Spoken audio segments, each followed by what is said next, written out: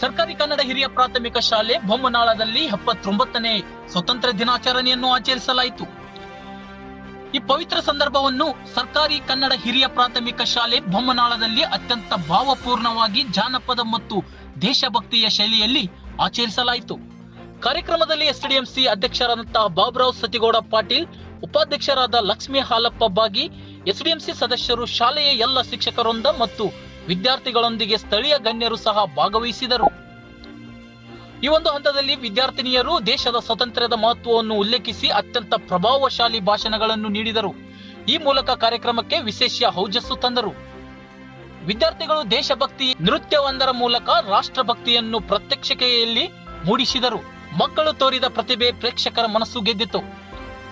ಮುಖ್ಯೋಪಾಧ್ಯಾಯರು ಹಾಗೂ ಎಲ್ಲ ಶಿಕ್ಷಕರು ಕಾರ್ಯಕ್ರಮವನ್ನು ಸುಸೂತ್ರವಾಗಿ ನಿರ್ವಹಿಸಿ ಯಶಸ್ವಿಯಾಗಿ ಮುಕ್ತಾಯಗೊಳಿಸಿದರು.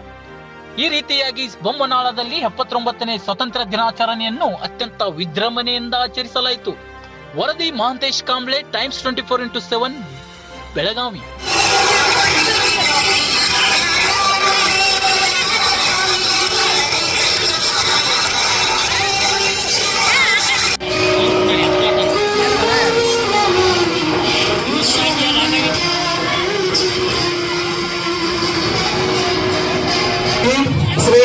ಶ್ರೇಯಸ್ ಕಾಂಬ್ಳೆಯನ್ನು ಡಾಕ್ಟರ್ ಬಿ.ಆರ್. ಅಂಬೇಡ್ಕರ್ ಸಂವಿಧಾನ ಶಿಲ್ಪಿ ಡಾಕ್ಟರ್ ಬಿ.ಆರ್. ಅಂಬೇಡ್ಕರ್ ವೇಷದಲ್ಲಿ ಛಾಯಾಗ್ರಹಣಕ್ಕೆ ಆಗಮಿಸಿದ್ದಾನೆ.